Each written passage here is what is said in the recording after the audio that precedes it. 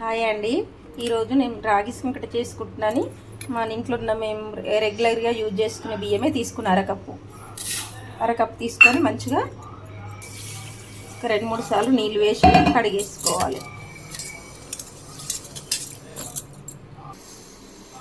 ఇట్లా ఒక 2-3 సార్లు కడిగిన బియ్యం కనుక నీళ్ళు వేసుకొని మూత వేసుకొని ఒక గంటనన్నా నానబెట్టాలి.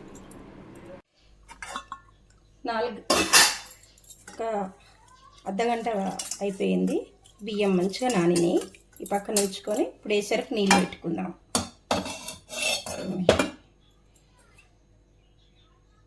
4 కప్పుల నీళ్ళు తీసుకుందాం.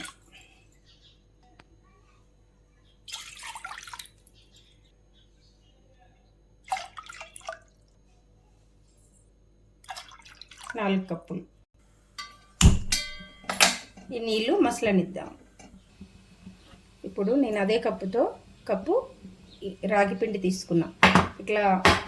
ఇట్లానే తీసుకున్న, కింద స్టాప్ చేసి తీసుకున్నా రాగి పిండి 1 కప్పు. ఇప్పుడు మసులుతున్న వేసరిలో ఈ బియ్యం వేసేసుకోవాలి. నానబెట్టుకున్న బియ్యం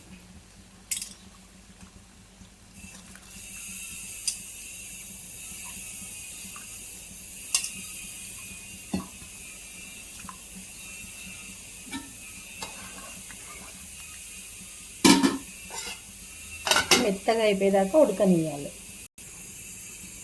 రైసు ఉడకడం స్టార్ట్ అయింది.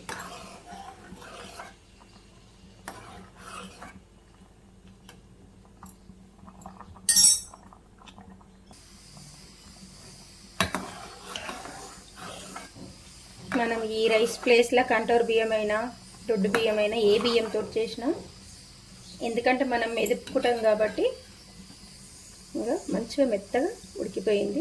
చూడండి, ఇట్లా ఉడికినాక ఇప్పుడు రాగి సంకటి సరిపడా ఉప్పు,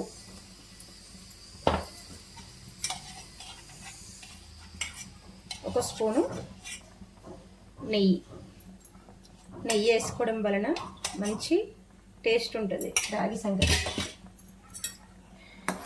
ఇది మళ్ళీ ఒకసారి కలుపుకొని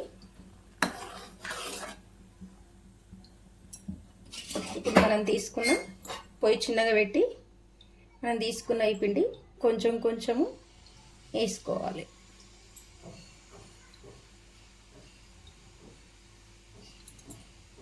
ఇట్లనే చిన్న మంటనే పెట్టి మూత వేసుకొని ఉడకనియాలి ఒక 5 నిమిషాలు. ఒక 5 నిమిషాల తర్వాత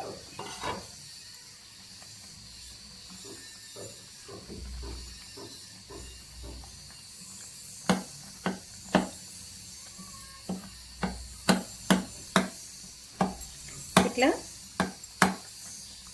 లోపలికి అదిమినట్టుగా కలుపుకోవాలి.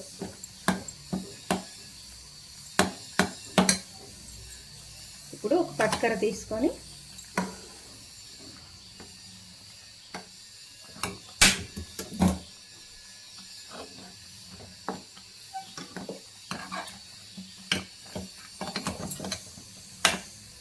ఇట్లా గిన్నెకు అన్నము రాగి పిండి ఉండలు కట్టకుండా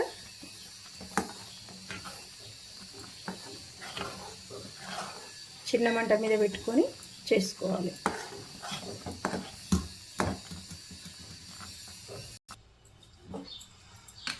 చెంచాతోటి మనకు తిప్పుకోరాలనుకుంటే కట్టె గరిటెలు ఉంటున్నాయి కదండి, ఇప్పుడు సరాతమైన అట్లాంటివి పెట్టి తిప్పుకోవాలి.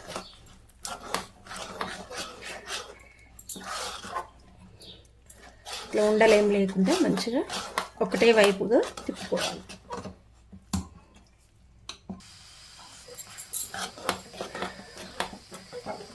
ఇప్పుడు ఇదంతా మంచిగా కలిసిపోయింది కదా. ఇప్పుడు మూత వేసుకొని ఇలా 5 నిమిషాలు చిన్న మంట మీదనే ఉడకనియాలి. ఇప్పుడు ఈ టైంలోనే ఉప్పు ఉందా లేదా ఒకసారి చూసుకోవాలి.